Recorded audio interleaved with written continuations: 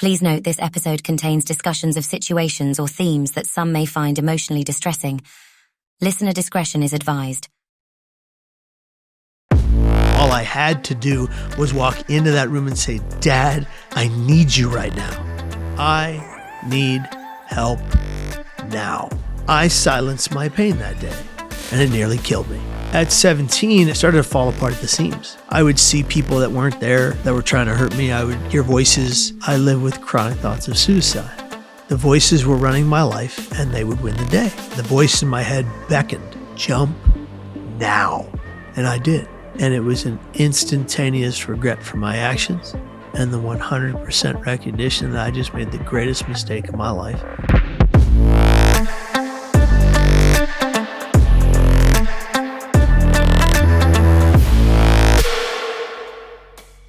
Today's guest is the award-winning mental health activist and filmmaker Kevin Hines.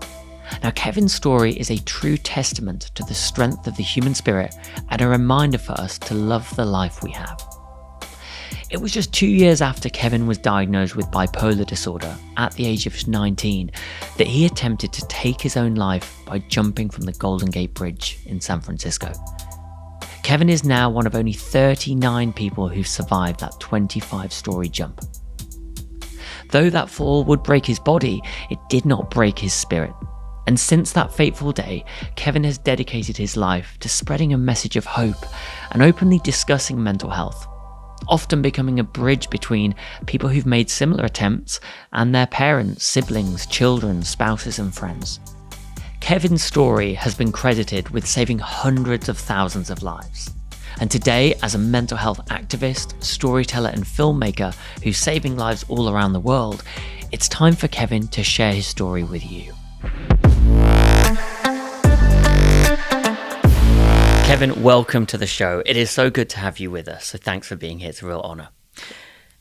Now, Kevin, you just filled in the graph of life, and to kick off today, I want to start by going all the way back actually to what is the earliest memory in your life that you have? I would have to say my earliest memory was being tormented by 8th grade bullies when I was in 4th grade. I remember much before that. It was brutal. These were 8th graders verbally and physically attacking a child. Wow.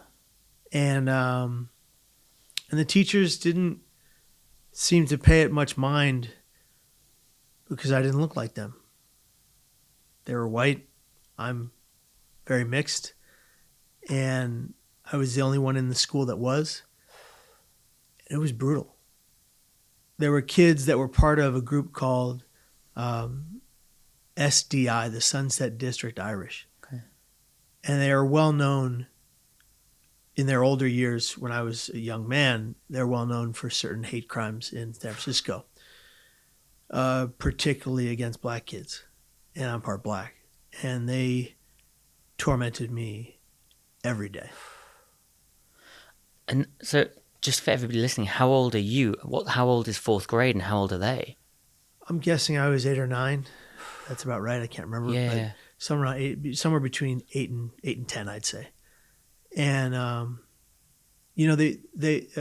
never forget it. And I'll call him out. This kid, Nick Barsetti, would hold my head down as I would swing to try to get away.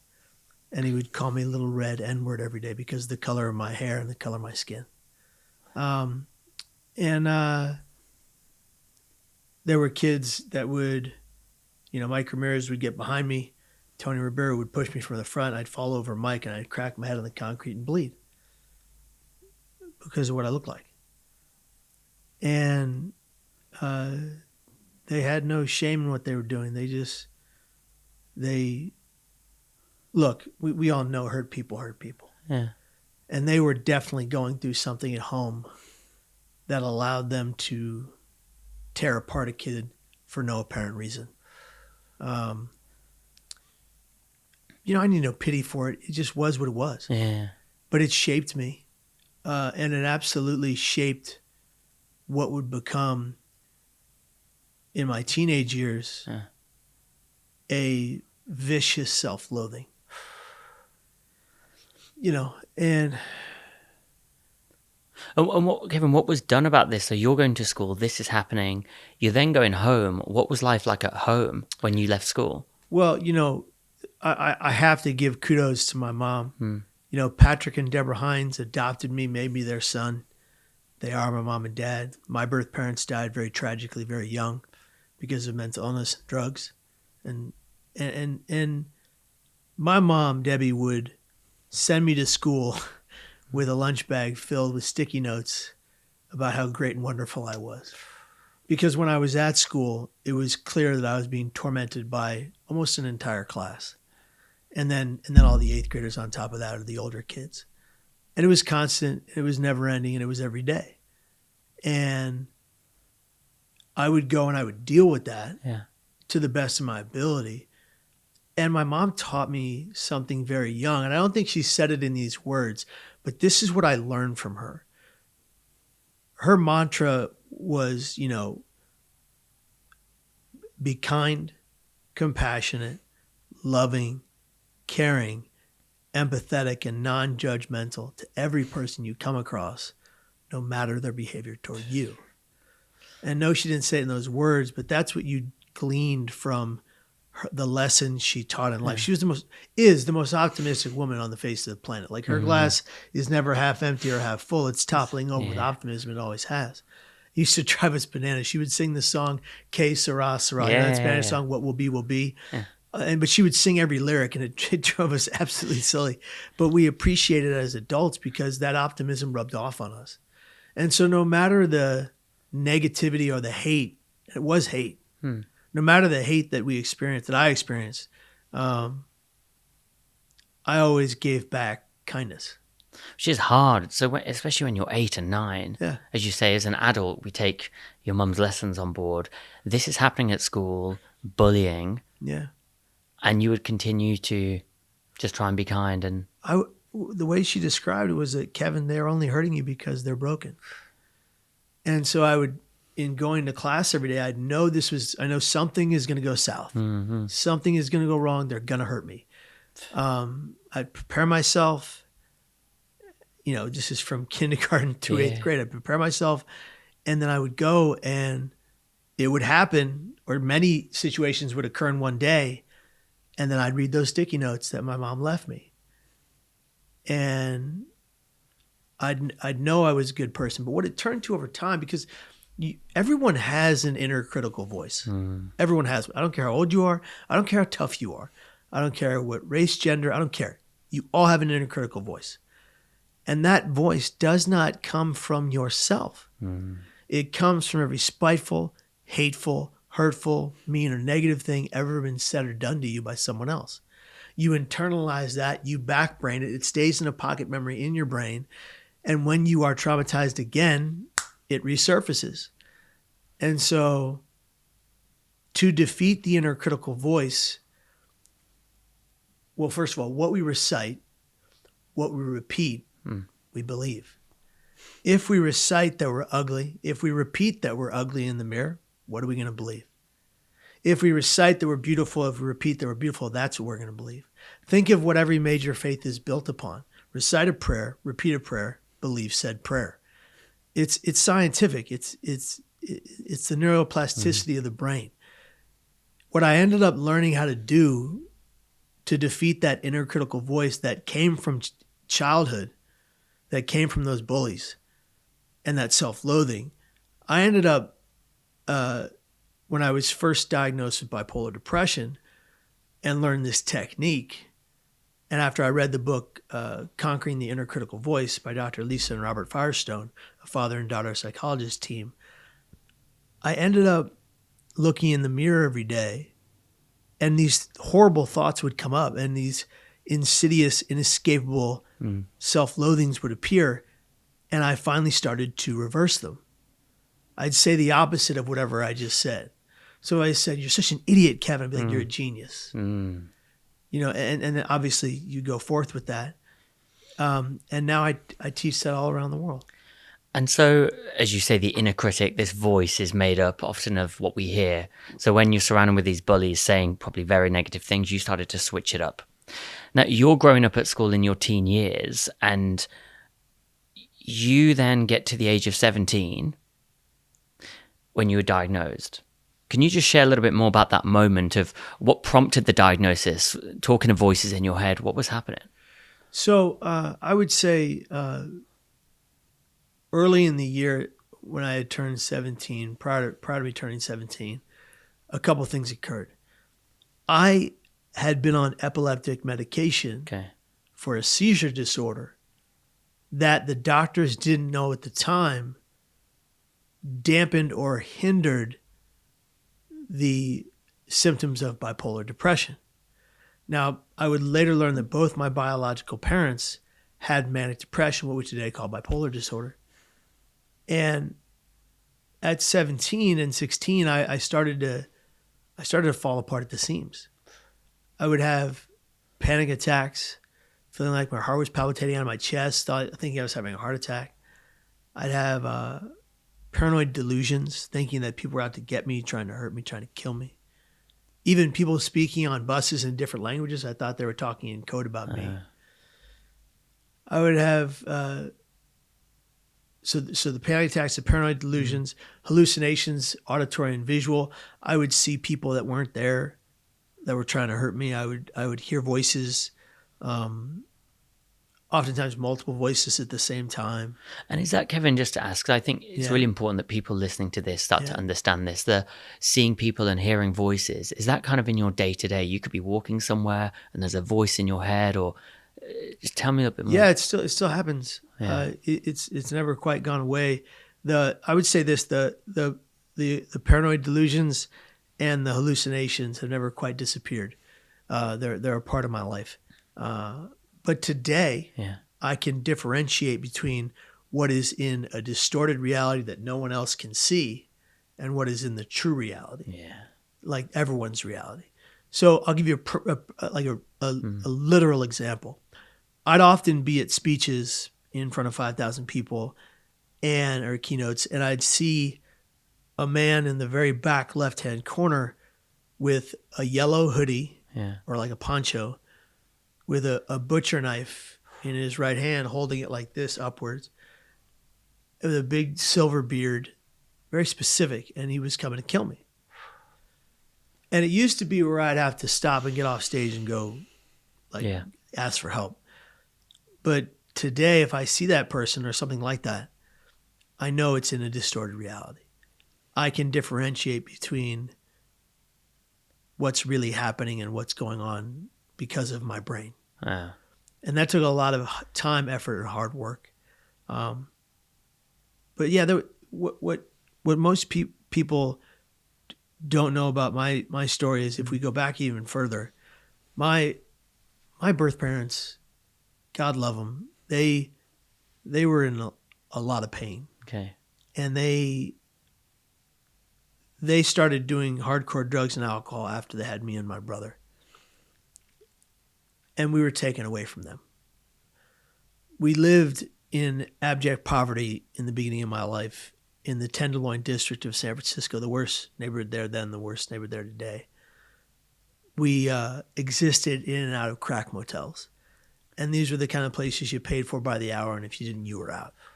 And mom and dad did whatever they had to do to pay on that hour by that hour, to keep a roof over our heads, which meant they neglected their two boys every day to go do, score, and sell drugs.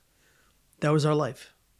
And I was fed in my infant months, in my formative months, with my brother, what mom and dad could steal. Kool-Aid, Coca-Cola, and sour milk was our first diet, ravaging my gut, destroying my brain. We didn't have the science of gut-to-brain health back then. Mm-hmm. We didn't know that the gut microbiome houses and creates all everybody's serotonin and dopamine, affecting your mental well-being. Well, by definition, I was mentally ill from the very beginning of my life. And when you start with nothing, and when you start broken, it's hard to come back from that.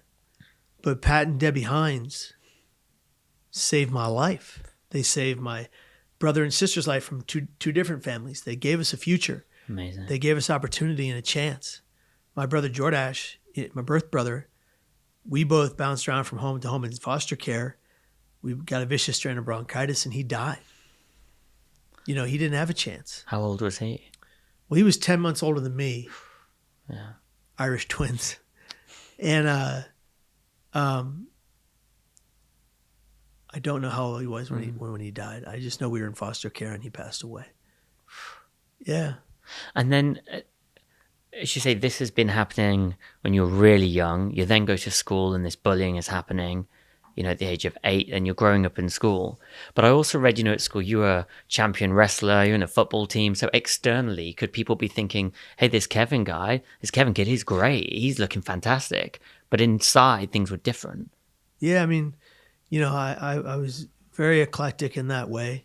I was a WCL wrestling champion. Football team went to state.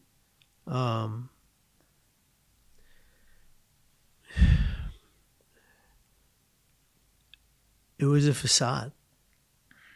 There was an initial time where I was doing well in high school. I was on the epileptic medication. There was no issue. But when I turned 16 and then 17, when they took that medication out of my system because the lesions had healed in my brain, they did not know that my birth parents both had bipolar depression and that I had a 50% predisposition to it. And when my mind began coming apart at the seams, the doctors were at the same period of time recognized that epileptic medication was also for bipolar disorder. It was hindering that burgeoning disease of my brain. When they took me off that medication because my lesions had healed, I went completely into psychosis. And I happened to, at the time, be on stage performing in a theater show called How to Succeed in Business Without Really Trying, playing a character called Gatch. And I was looking out into the 1,200 person crowd, and I began to believe that 1,200 people were coming to kill me. I thought they were going to just rush the stage and end my life. So I ran off stage and the theater director stopped me and he had to go play my role for the remainder of the show and the remainder of the shows after that. It was a 5-weekend run. And I had to go see a psychiatrist, and what ended up happening was a sequence of events over time that led me to the greatest pain I'd ever experienced in my life. And I always ask people, I'm going to ask you, Gian, what is the one thing you want to happen when you find yourself in excruciating physical pain? What do you want that pain to do? Go away. Go away. That's everybody's answer. Stop, end. That's physical pain. I always say that brain pain is 300,000 times worse than any physical pain I've ever experienced in my life. And that's because the people around you tend to invalidate your pain. I cannot see it, so it must not be real. And that's the devastating thing about brain and mental health, is that the only two diseases we still blame people for are addictions and mental illness. Two things, once a part of your life, you have no control over. And at that point, so you were diagnosed at the age of 17. And then, do you remember turning 18? I was diagnosed at 17 and a half. Okay. After a complete mental breakdown on that stage. Yeah. I don't remember turning 18. It's a blur because I was going through so much. Yeah. I don't even remember celebrating my birthday that year. I don't even know if we did, because it was so tumultuous. But what were those days like before we get to the age of 19 in a moment? Yeah. That year, as you said, is just a blur. What were you doing day to day? I mean, I know I graduated from high school that year. Okay. So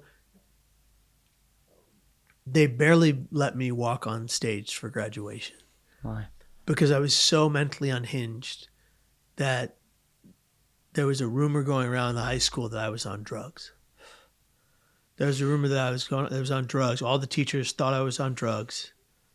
They thought that's why I was losing my mind. They had never dealt with a severe mental illness in the school before like this. And I was behaving, for lack of a better way of saying it, like a wild man. Yeah. There were situations where my teacher, Mr. John Fennell, who's my theater director, may he rest in peace, he was the first person I ever knew that died by suicide. He was where suicide became an option for me.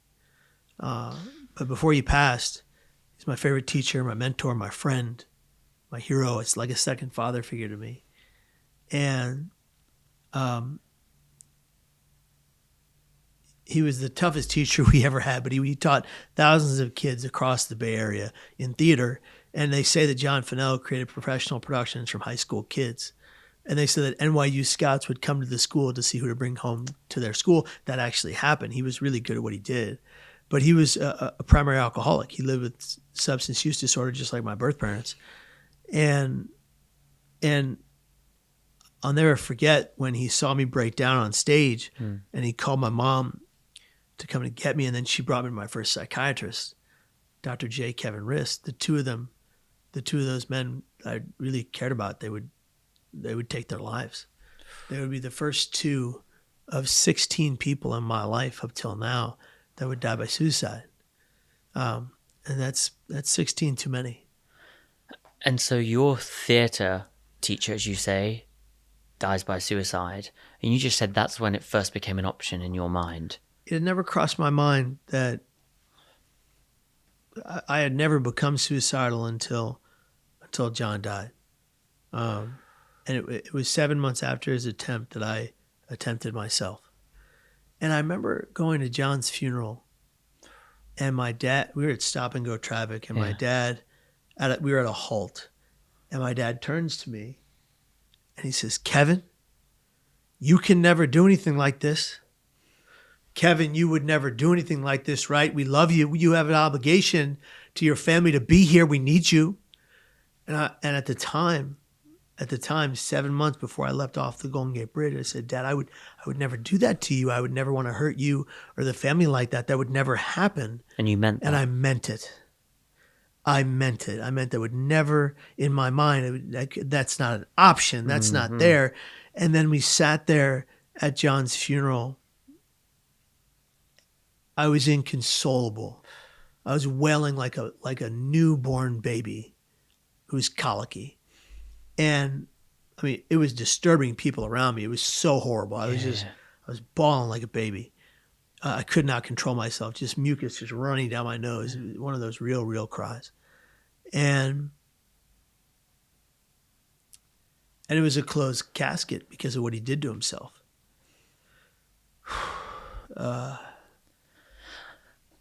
And so the funeral, that day, you're with your dad. Yeah. And he's with you at the funeral. Yeah. You've driven there and you said, "Dad, you mean it. You would never do anything like that." And then obviously months go by between the funeral and up to September. Were you back? You were in high school or you've graduated? So graduated and I was attending City College. Okay. Which is across the street from Reardon High School. And they used to joke it's just an extension of Reardon High School because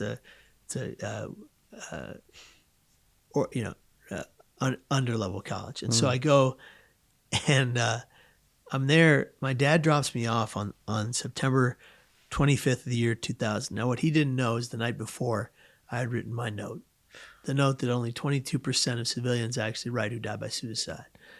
I wrote that note to my mom, my dad, my brother, my sister, my best friend, and my girlfriend at the time. I told them I loved them. I said I was sorry. I basically asked for their forgiveness.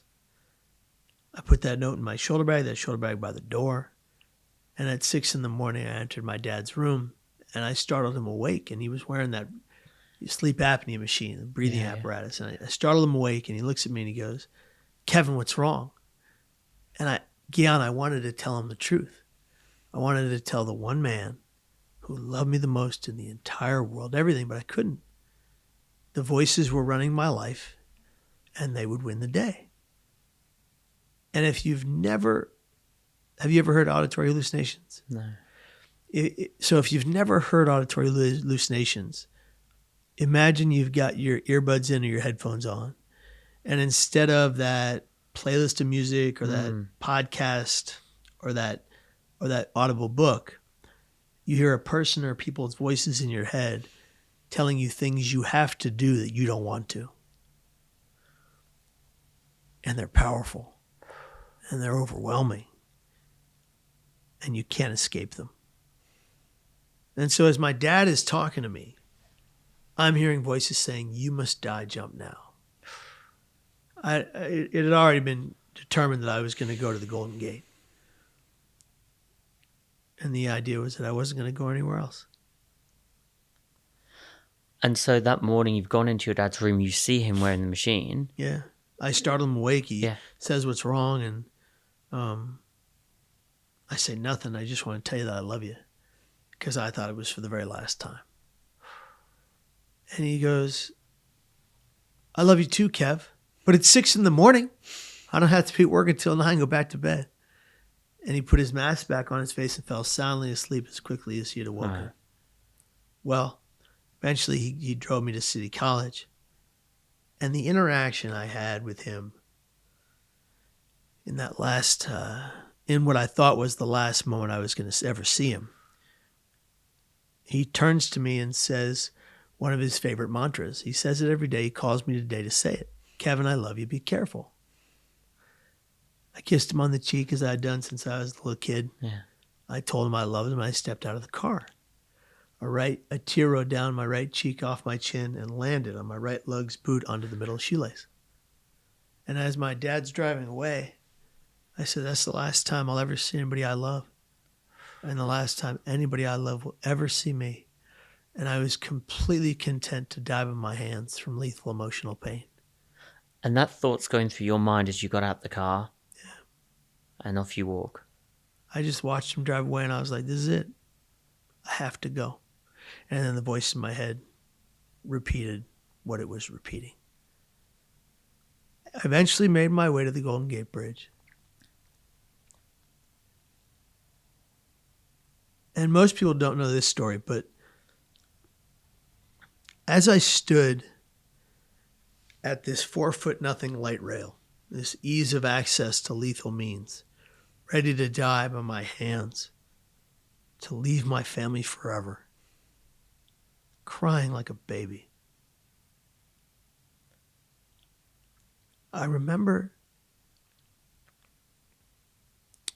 the film What Dreams May Come with Robin Williams, where his wife dies in the movie, and he goes to the pits of hell to take her to heaven.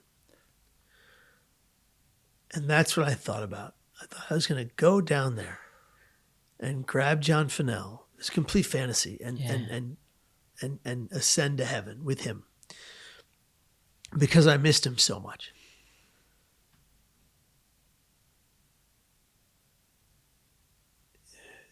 And that's when a woman from my left approached me. She had blonde curly hair and giant sunglasses. And she said, "Will you take my picture?" And at this point, you're in distress. I'm bawling like a baby. She couldn't see through the sunglasses. It's not her fault. It wasn't anybody's fault. There was no one to blame. We often have this blame game with suicide and this guilt that we live with eternally. What if we did this? What if we said that? What if we didn't say this? What if we didn't do that? It's a waste of time. We will never know their why. The only person that knows the why is the person that's gone. We have to start asking the question, how do we look to the living and continue to fight to move forward through the pain? Pain it's universal.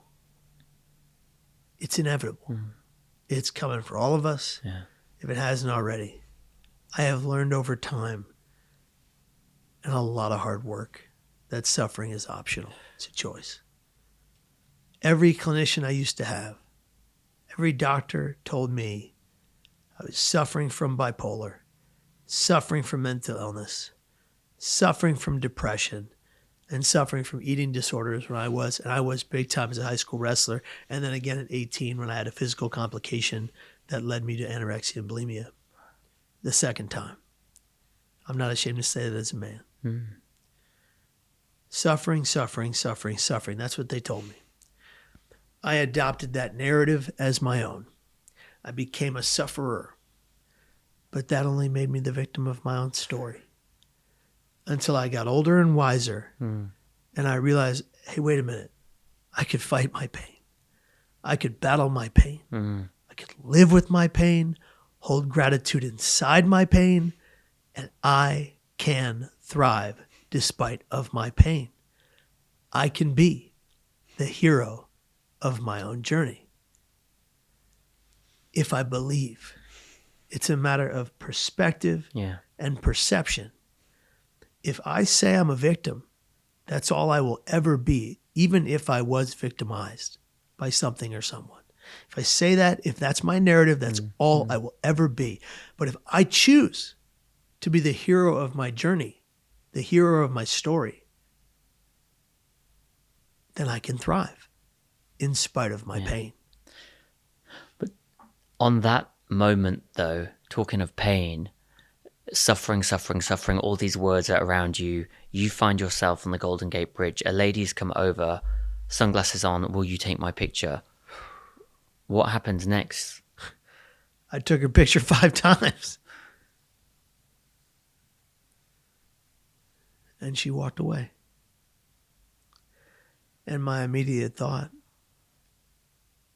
which I have to say, Gian, is the greatest lie I've ever told, is absolutely no one cares.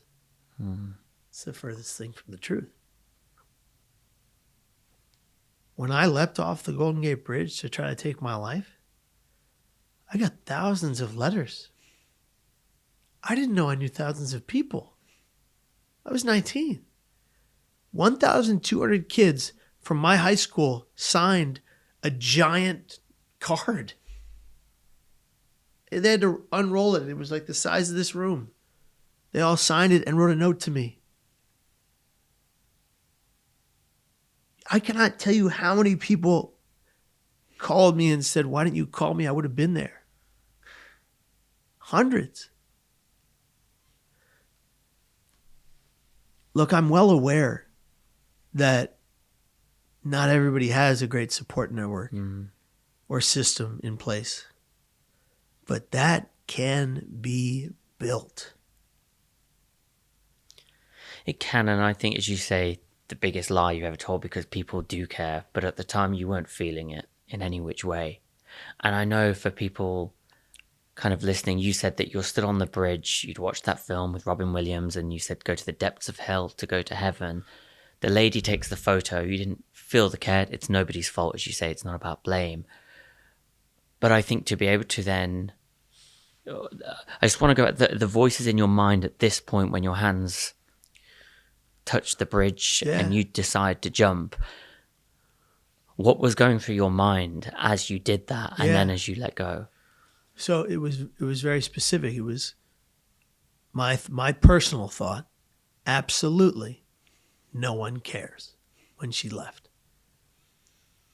And then the voice in my head beckoned at decimals I can't express without piercing eardrums. Jump now. And I did. I walked back to the traffic railing. I sprinted forward. And I catapulted my hands over that rail. And it was an instantaneous regret for my actions and the 100% recognition that I just made the greatest mistake of my life, and it was likely too late. And it's been too late for 99.99% of the people in the last 87 years who've leapt off the Golden Gate Bridge. They're gone. I'm sitting here with you. And as you jump off, as you say, your mind, which we will never know, you mentioned the why, only that person knows, you're here to share your story. This instant regret, because all these voices have been in your head, as you say, this feeling of pain, this feeling of suffering. And what was it, do you think, that triggered this instant regret? Because a second ago you were on the bridge, as you said, and it was, Right. I've got to go to the depths of hell. Now you feel that you're going there. Your mind has changed and said, no, Kevin, no. Why did that change so quickly?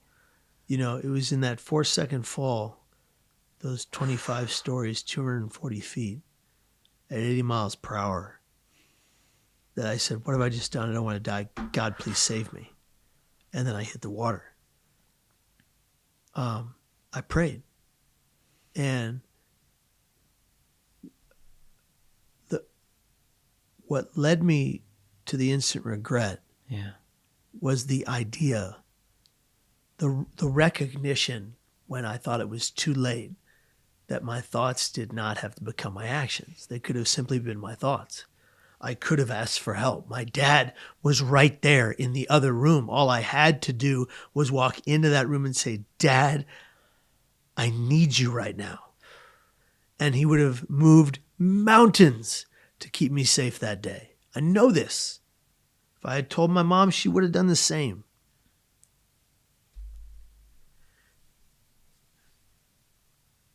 I had gotten great at something a lot of people are really good at. You work in bettering culture in workplaces. You understand this. You understand how many people in work cultures around the world are daily silencing their pain. I silenced my pain that day. I buried my struggles. I shoved them down.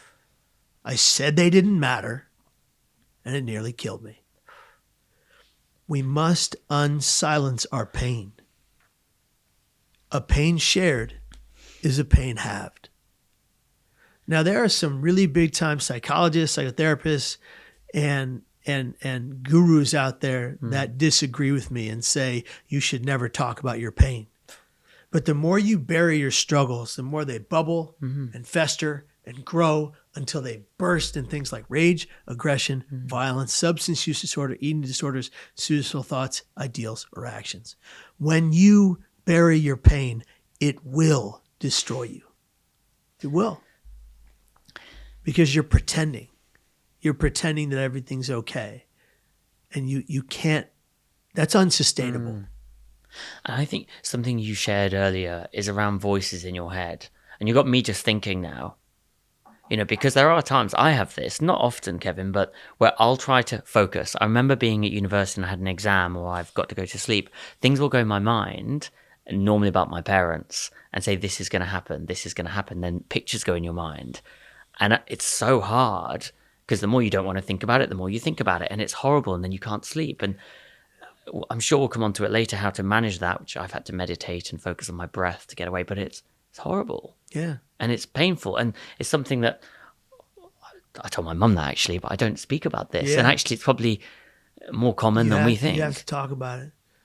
When you speak upon something that is hurting you, even in the brain scientifically, you get a sense of relief. Yeah. There's a release. It's one of the reasons why art therapy is so successful. Because you're taking your pain, you're putting it on a canvas, and you're creating something that releases that pain. Whether it's a painting or a sculpture or whatever it is, doesn't matter. When you release your pain, whether verbally or physically or otherwise, it's why a lot of folks that were terribly violent growing up and a lot of fights end up becoming boxers, harnessing their anger and their rage into something actually productive, and they go on to become champions. right? So think about that, and think about the people that are by nature violent, Yeah. and instead of going and committing crimes and hurting other people, they go into a discipline like a martial art or boxing, and they train and they harness that effort to become some of the most physically capable beings on the planet. And then they get to go and they get to release that pain. Or even a football player, right? Yeah. American football player gets to go and hit the other player. That's a very violent act. But a lot of them don't do that outside of that, of the gridiron. Well, it goes back to what you said about these 8th graders when you're in 4th grade. Yeah. If they'd put that energy into something else. Yeah. But no, they took the violence out on a kid. Yeah. Exactly.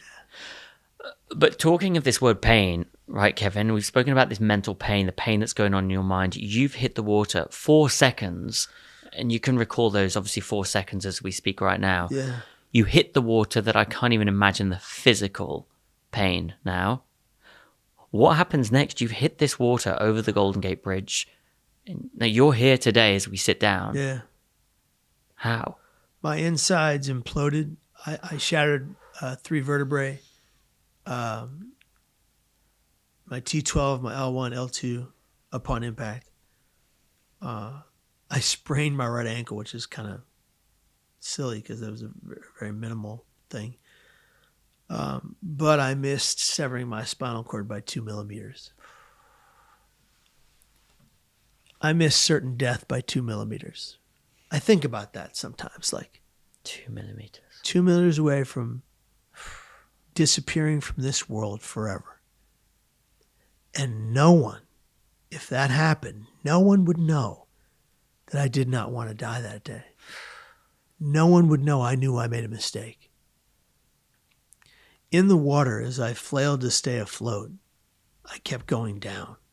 After I got to the surface, I kept going down. My boots were waterlogged. My long sleeve clothing was heavy. And that's when something began to circle beneath me. And I thought, you got to be kidding me. I didn't die jumping off the Golden Gate Bridge, and a shark is going to eat me. Perfect. And I'm literally with my one good arm punching this thing, trying to make it go away. And I'm just sliding off its back. I didn't know that a shark's back is like sandpaper and would have cut you. But this creature was slimy, and I'm punching this thing, thinking this thing's going to bite me at any moment. My gosh. What the, but it doesn't bite me. It doesn't bite me. It doesn't bite me. It's just circling beneath me, bumping me up. And I realized no longer am I wading or treading in the water. I'm lying on top of my back, being kept buoyant by this creature circling beneath my shoulders, my neck, and my knees. And I was like, this is one heck of a nice shark.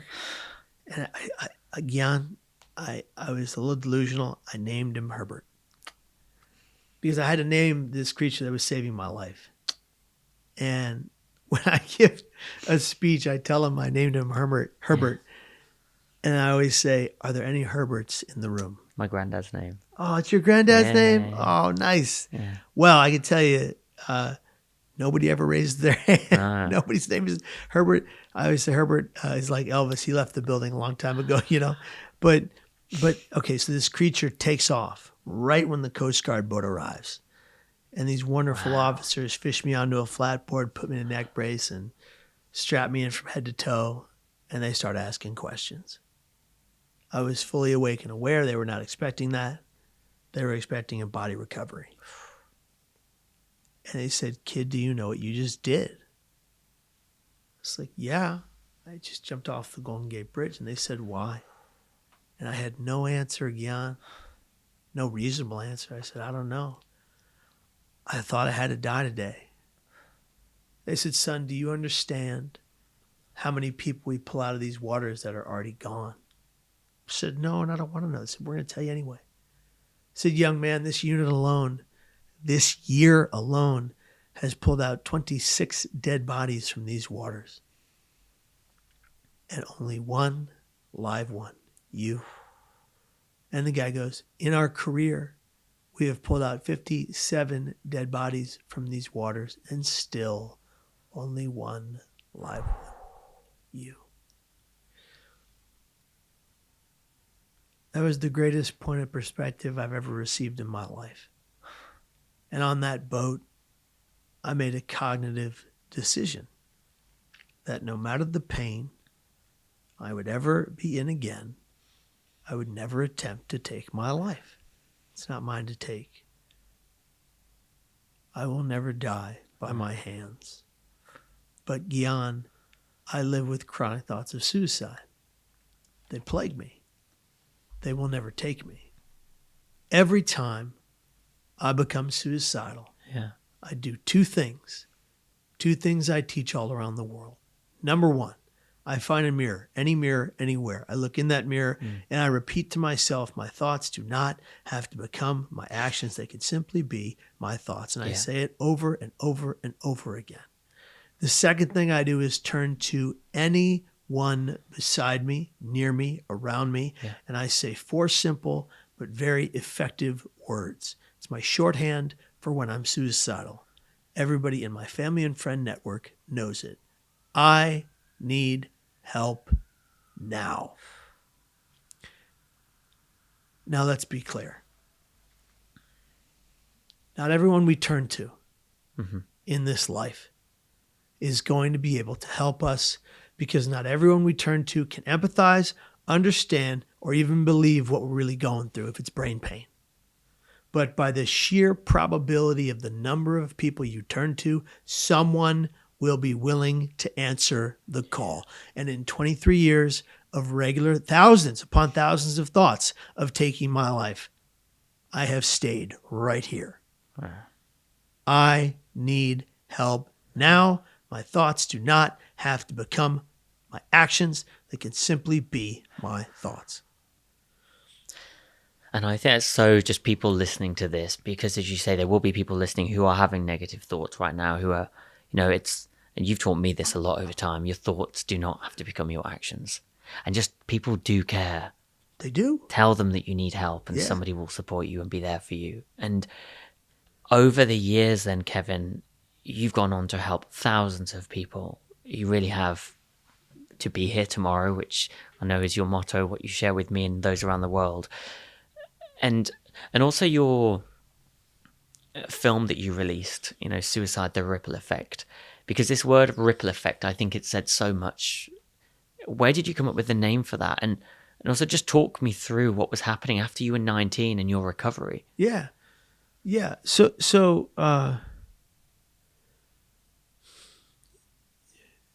the suicide, the ripple effect came from a couple of things. The first was that my father, Patrick, took me back to the bridge a year to the date of my attempt. At the time of my attempt, it was 10 in the morning on September 25th, 2001. He called me.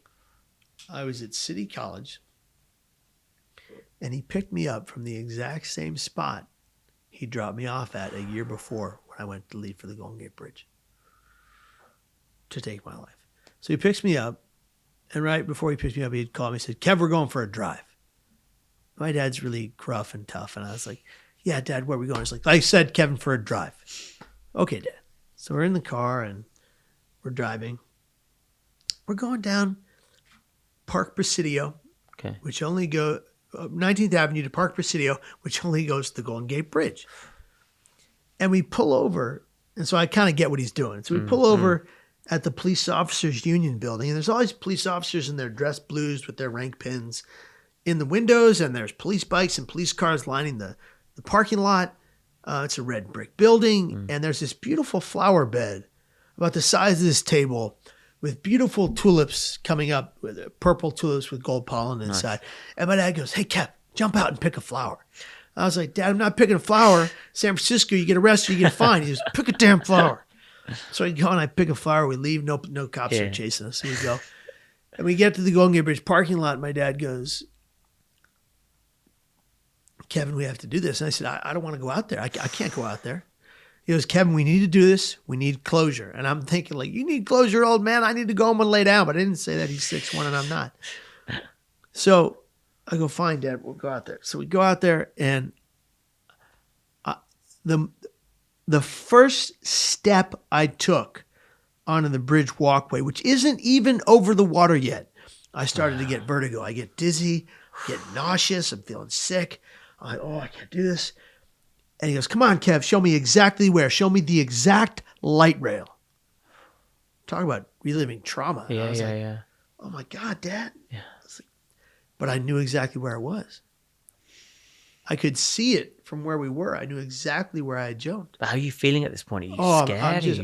My whole body is tingling. I'm nauseous. I was dizzy. I get out there, and I get to the light rail.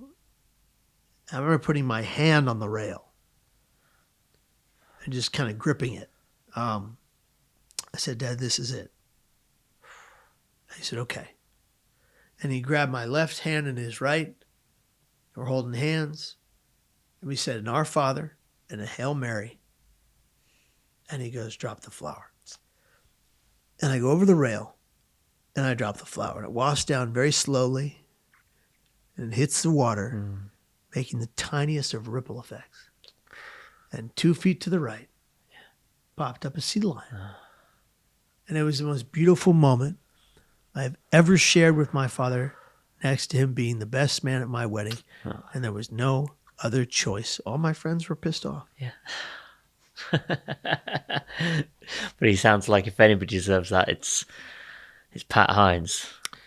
So the reason we have the name The Ripple Effect is because of my dad. Wow. And and this, obviously the second reason is for every one death by suicide, there are 150 people directly affected.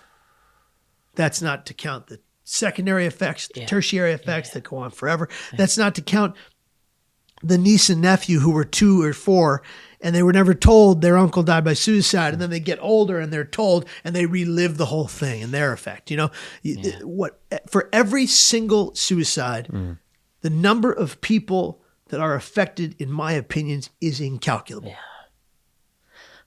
And I mean, going back to your work today, which is just incredible in around suicide prevention and brain health, as you say, I've got to ask you a question, because the Golden Gate Bridge, Kevin, was built in 1937. Yeah. Right? And I know just a few months after being built, somebody died by suicide from the bridge.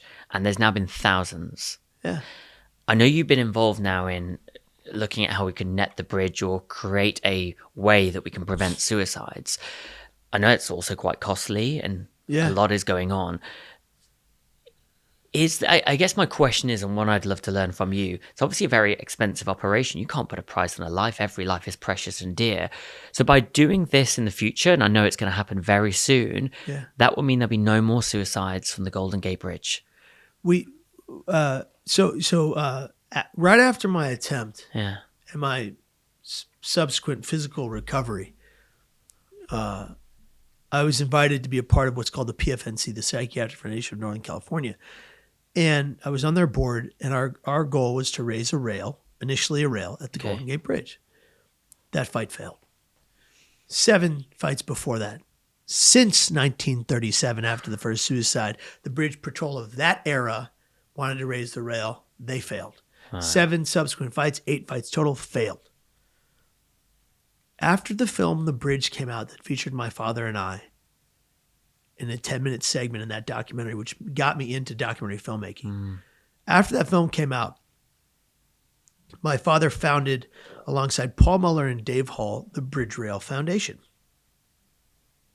And I was one of the co-founding board members. Yeah. And so we start this foundation with the sole goal to raise the rail at the Golden Gate Bridge and effectively stop the suicides there forever.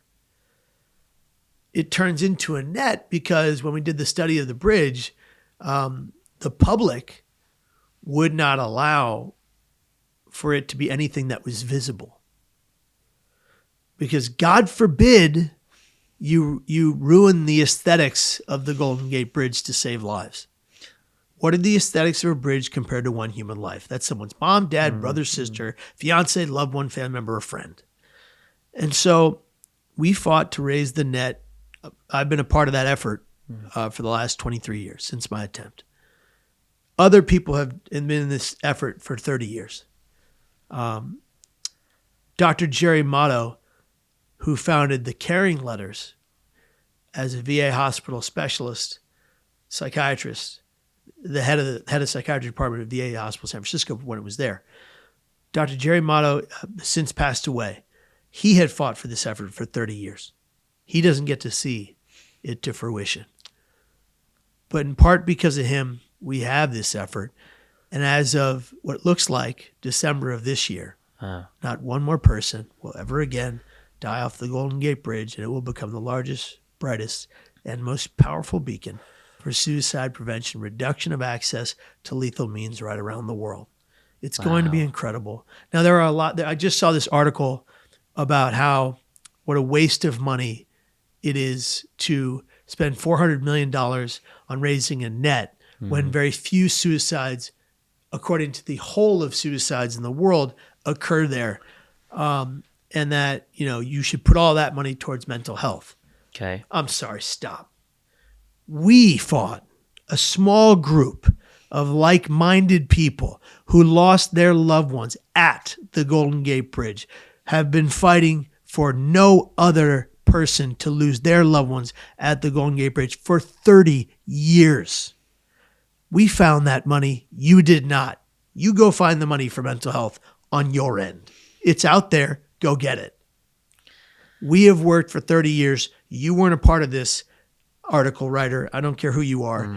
And no, it's not a waste of money. It's proof positive that a small group of like-minded people can do anything. It's beautiful. And that was a big insult to our faces. And I get where the person's coming from. Yeah. I get where their standpoint. But these are mostly highway and transportation funds that can go to fix potholes, or they can go to save lives. Yeah. What do you choose?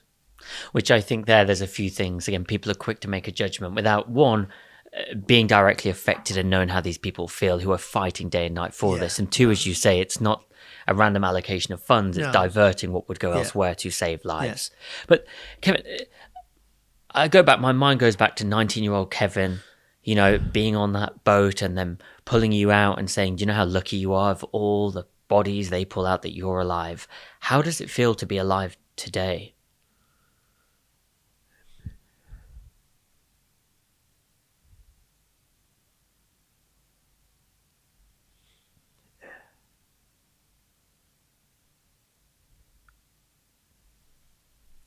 Every waking moment is a gift.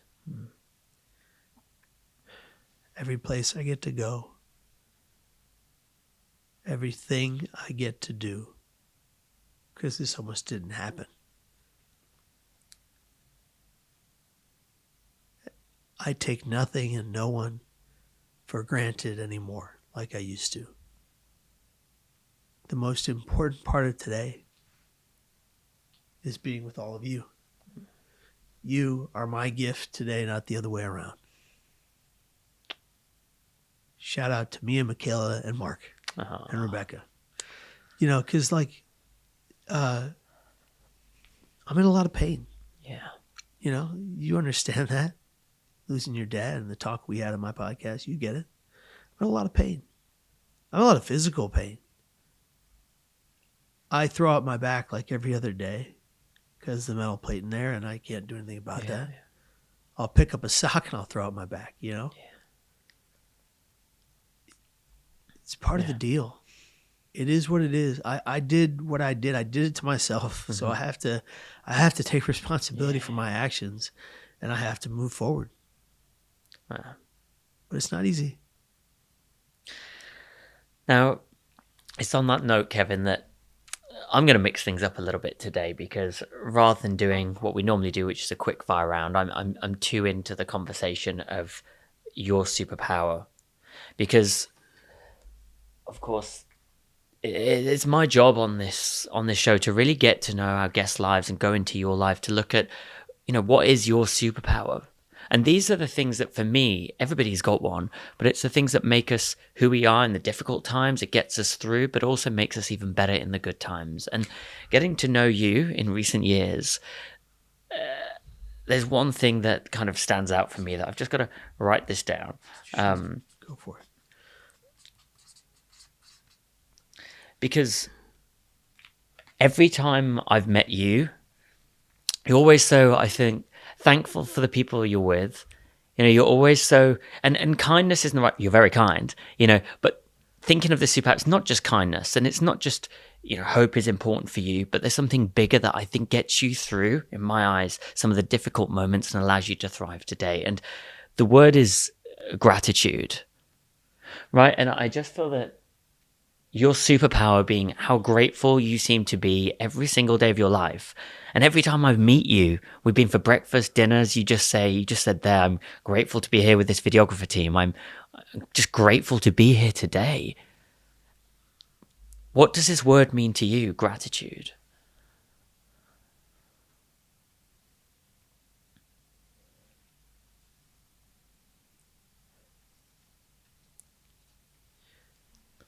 Gian, I almost lost everything.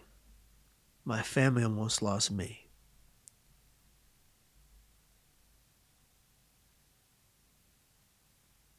It's not a cliche when I say I hold gratitude in every waking moment. I wake up. I thank God I'm alive. I get through my day. I go to bed. I thank God I got to live through that day. And I pray that I get to wake up tomorrow. But if I don't wake up tomorrow, Gian, I am grateful that I have had one of the most beautiful lives a person can ever imagine. And I've met some incredible people doing amazing work to change lives all around the world.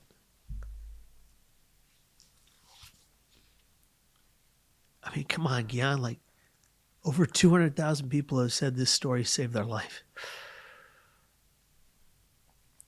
If I die tomorrow of natural causes, I'm going to go out a happy man.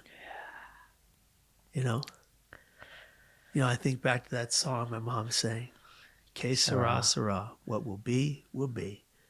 I have no control over national security in America, around the world. I have no control over the food supply chain. I have no control over what other people do. Or I have no control over wars that are fought, over famine, over poverty, over any of it. I have control of how I treat myself and the people I love. So I better treat them well. And I better hold gratitude to the deepest degree for every single being around me. Except for spiders. I hate spiders. Not feeling grateful for them. But Kevin, this word gratitude that you practice daily, and again, people have heard your story today or in the past, and if somebody's listening thinking, oh, Kevin practices gratitude, he holds it in his heart, but look at his story, from the Golden Gate Bridge, he survived. I get why Kevin would feel grateful today. If somebody's listening, how can they practice gratitude more in their everyday life? Oh, this is really important. So I have a friend named Ricky who taught me this gratitude poem he wrote. I don't know the whole poem, but part of it was he used to be on, he'd travel a lot for a living. He used to be on planes, and he always hated, because every time he got on a plane, there's a screaming baby on the plane. He would drive him bananas. Yeah. Why do you bring your baby on the plane? He'd say, and he'd get so upset. And these guys sit there the whole thing. He'd get so angry. And then he read Eckhart Tolle's book about gratitude, and he realized it's a gift that I get to hear the baby crying on the plane because I have my hearing. So many people do not. I'm able to hear. And he realized that every time that happened, it was a reminder that he's got his hearing, and he appreciated it. And he took a look at every other aspect of his life. Yeah. And even the most difficult, painful, struggling moments in his existence, he found a way to hold gratitude for. And I feel that same way, is that like the word gratitude is not so much a word as it is an action. That if you lose your leg tomorrow, how do you hold gratitude inside that immense pain? Yeah.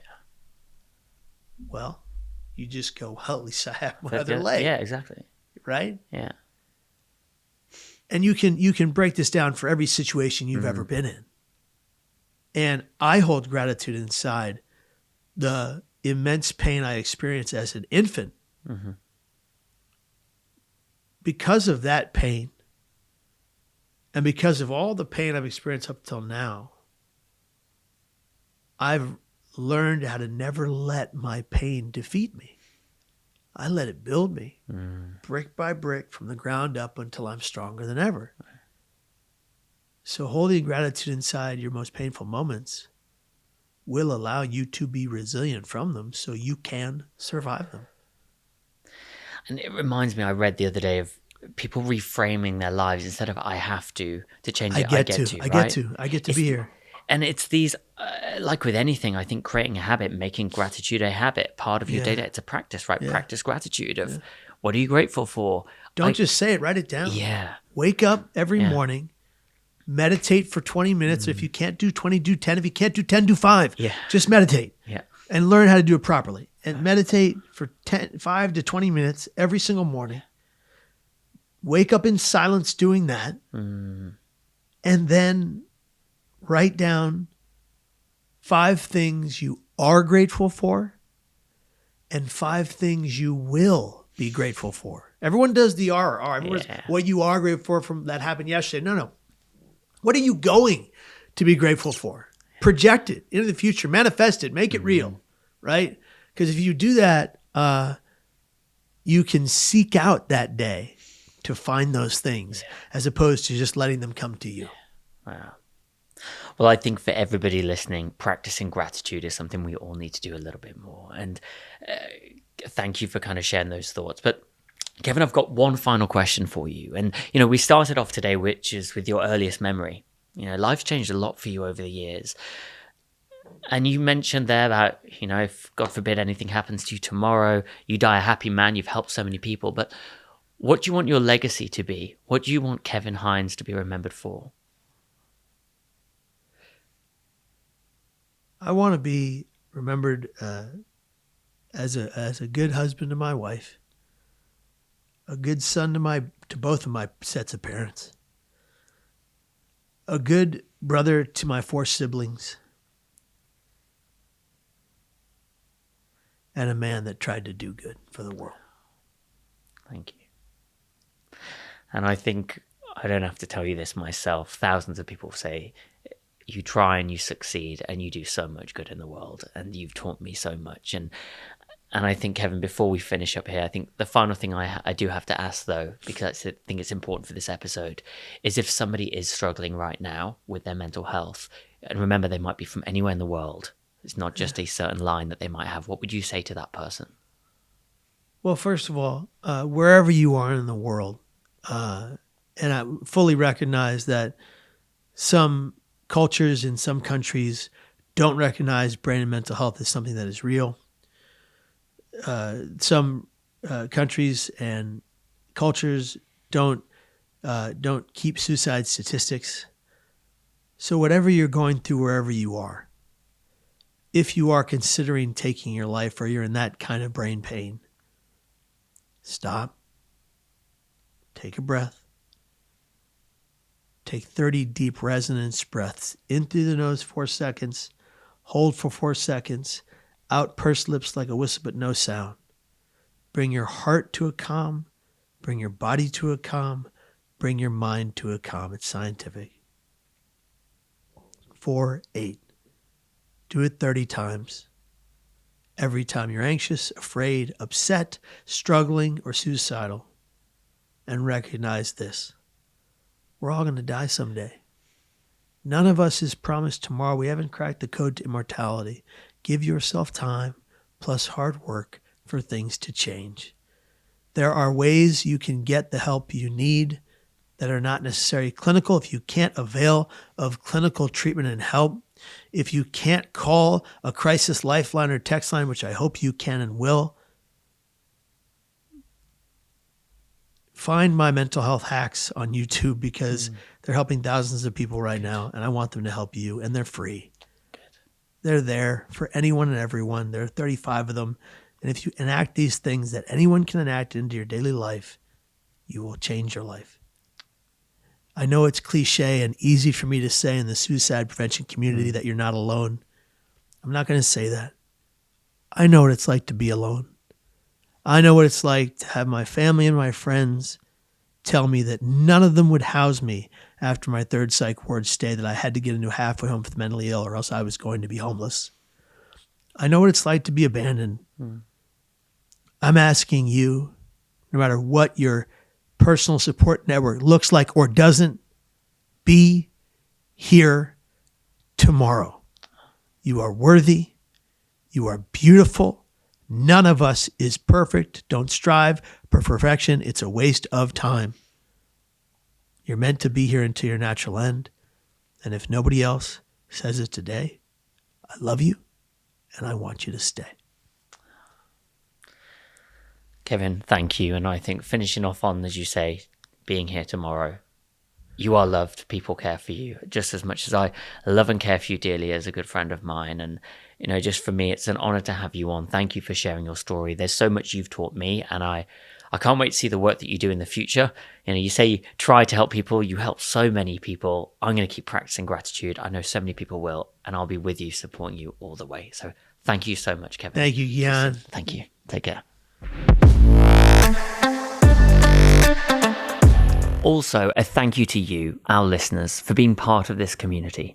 By watching, subscribing, liking, and also leaving comments on all the videos, it honestly really helps us to grow the show and to invite more incredible guests to join us in the future. Now, our plans are super exciting, and with your support, we can make this even bigger. And so if you do enjoy the show, please do hit the follow button on Spotify, Apple, or wherever you're listening to the podcast. It really means so much to me and all of us at the Superpower podcast. And if you're watching us on board your in-flight entertainment, remember to follow us when you land, or maybe you've got Wi-Fi in the sky. For now, it's a huge thank you for listening, and I'll see you in the next episode of the Superpower podcast with me, Gian Power.